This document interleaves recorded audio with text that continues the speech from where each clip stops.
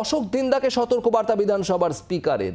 মন্তব্য নিয়ে আরো সচেতন হন, ক্যাজুয়াল কথা বলবেন না, আপনি প্রথমবারের বিধায়ক, সতর্ক হতে হবে। অশোক দিন্দাকে সতর্কবার্তা বিধানসভার স্পিকার বিমান বন্দ্যোপাধ্যায়ের। বিজেপি বিধায়ক অশোক দিন্দা, তাকেই আজ সতর্ক করেছেন বিধানসভার স্পিকার। তার বক্তব্য, মন্তব্য নিয়ে আরো সচেতন হন। অশোক দিন্দার উদ্দেশ্যে এটাই বার্তা বিধানসভার স্পিকারের। তিনি বলছেন, ক্যাজুয়াল কথা বলবেন না, আপনি প্রথমবারের বিধায়ক, সতর্ক হতে হবে। অশোক দিন্দাকে এভাবেই সতর্ক করেছেন বিধানসভার স্পিকার বিমান বন্দ্যোপাধ্যায়।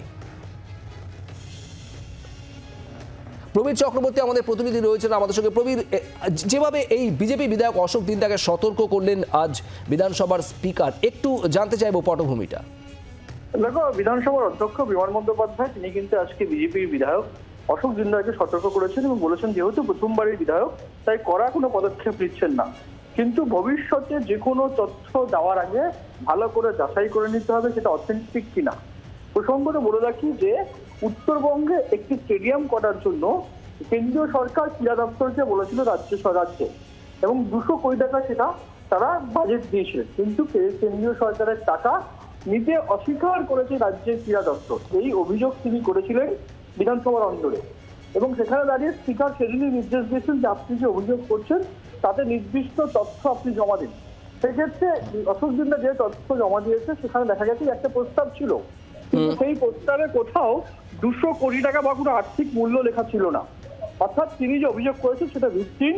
আজকে স্পিকার কিন্তু সেটা পরিষ্কার বলেছেন এবং এই ধরনের অভিযোগ করার আগে সমস্ত তথ্য যেন সঠিকভাবে পরিবেশন করা হয়, সমস্ত তথ্য জেনেই বিধানসভার অন্দরে কথা বলা উচিত বলে আজকে সতর্ক করেছেন অশোক দিন্দাকে এবং পরিষ্কার বলেছেন যেহেতু এটা তিনি প্রথমবারের বিধায়ক তাই করা কোনো পদক্ষেপ তিনি নিলেন না, কিন্তু ভবিষ্যতে যে কোনো তথ্য দেওয়ার আগে বিধানসভার অন্দরে একদম তথ্য সমৃদ্ধভাবে একদম প্রমাণ সহ কিন্তু অভিযোগ করতে হবে বিধানসভার অন্দরে বলে আজকে অশোক দিন্দাকে সতর্ক করেছেন স্পিকার বিমান বন্দ্যোপাধ্যায়।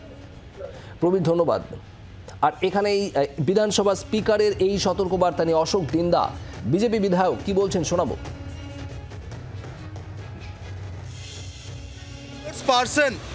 আমি জানি সেখানে এই লেটারে কোনো অঙ্ক লেখা নেই কত কোটি টাকা খরচা হবে। এই লেটারে লেখা আছে রাজ্য সরকারের থেকে ফ্ল্যাট ল্যান্ড 25 একর জায়গা বরাদ্দ দিতে হবে। তাই আমি বিধানসভাতে এই নাম্বারটা বলেছিলাম প্রায় 200 কোটি টাকা। তো সেই কারণে স্পিকার মহোদয় এখন মিনিস্টারকে বাঁচাতে হবে, সেই কারণে উনি একটাই ক্লজ বের করেছে যে এই লেটারে কোনো কোটির নাম্বার লেখা নেই। তো সেই কারণে আমাকে উনি বলে দিলেন যে আপনি লেটারটাতে কোনো কোটির মেনশন নেই, এখানে শুধু 25 একর জায়গার কথা লেখা আছে।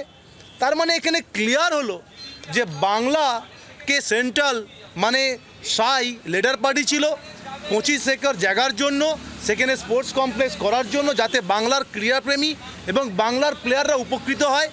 সেখান থেকে বঞ্চিত হলো তারা। যদি আজকে এই 25 একর জায়গা পেত, হয়তো আগামী দিনে আমরা অনেক প্লেয়ার পেতাম এবং তারা অলিম্পিকেও পার্টিসিপেট করতে পারত। বাংলার আওয়াজ, বাঙালির আবেগ, জি 24 ঘন্টা।